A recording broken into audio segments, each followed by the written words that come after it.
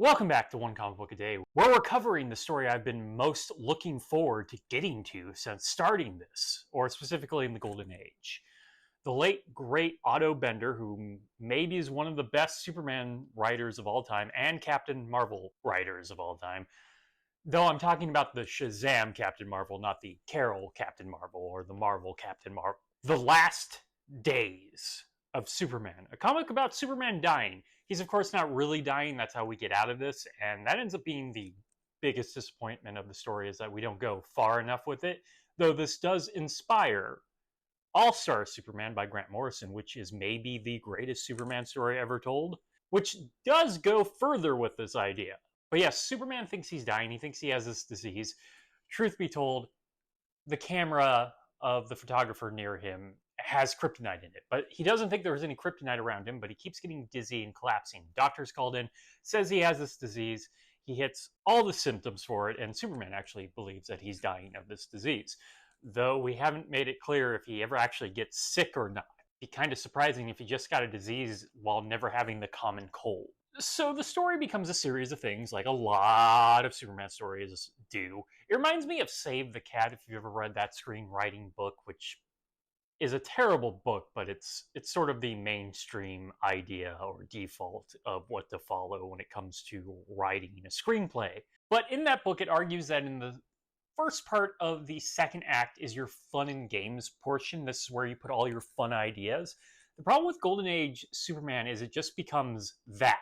It's all your fun ideas. There isn't much of, an escalating plot or any character development. It's just your fun and games. And that can be entertaining to a point, but when it becomes just a series of different things he's doing that's fun, it can get boring really quickly. Here it's actually a little more interesting because there is some pathos to what Superman is doing. Superman is trying to make sure that the world is better off or is in a better place than when he left it. So he mines a whole bunch of coal. He finds a whole bunch of oil and puts it in massive barrels. All of this for future people to eventually find. He's trying to save the world. He even takes out an asteroid that's going to eventually come to the planet. He's trying to make sure it will be safe without him, which is a very noble task to take. He even invents what seems to be a solar power plant, which kind of undoes any need for the coal and oil he found for everybody. Actually, he should just give the solar power plant to us now. We need it. I mean, then now. But also now, we definitely need that. But the most memorable thing, and also still kind of a jerky thing for Superman to do for the 1950s, is he faces the moon. He writes across the moon, "Do good unto others, and every man can be a Superman." This is the final message he wants to give to the world. And that is basically what he is. That is the point of Superman. He is someone with these extraordinary powers who always tries to do good.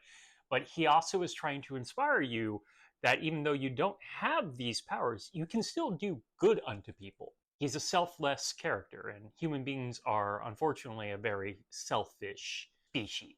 It's sort of the inherent problem with us. See how we deal with the poor, or feeding people, or even having to have taxes help the unfortunate. You get mad because, well, it's my money, and I worked for it. Why didn't they work for it?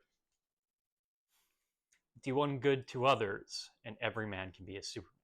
It's a beautiful message. It is saccharine.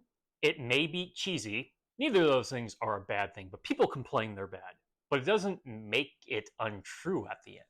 This is what I always love to think of Superman. And still, it's kind of a jerky thing. You face the moon, and also it's only going to work when it's a full moon and it's facing specifically that way. Most of the time, you won't be able to see the message, but that was the most important thing he wanted to leave people with. Everybody can be a Superman. Of course, he's not really dying. Turns out that the camera, as I said, and he destroys the camera and everything's fine. He makes a full recovery and Lois is very happy. He also leaves the message up there, though this is never brought up ever again. They've been on the moon many times and that message isn't up there anymore. He does erase the Clark Kent under the Superman part. He does make sure the message remains up there. And Lois is very happy, but he can't tell if she's happy because he's alive or that Superman saved him.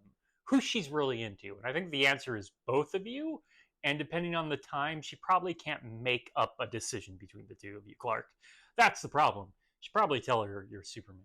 But yeah, this is definitely one of the better Golden Age Superman stories. I don't know if I like it better than Cinderella a la Superman or 50 Ways to Kill Superman. Those are very fun. This is less fun, but kind of beautiful and trying something. So that is it from Superman 66, The Last Days of Superman. If you enjoyed this video, please like and subscribe. Hit the bell icon to get notification when new video is up. I do this Monday through Friday, but Fridays is Bat Friday, where I cover a Batman story in either Detective Comics or Batman. Instead of leaving you with my usual sign out, I'll leave you with what Superman wanted to leave us with. Do good unto others, and every man can be a Superman. Have a great day.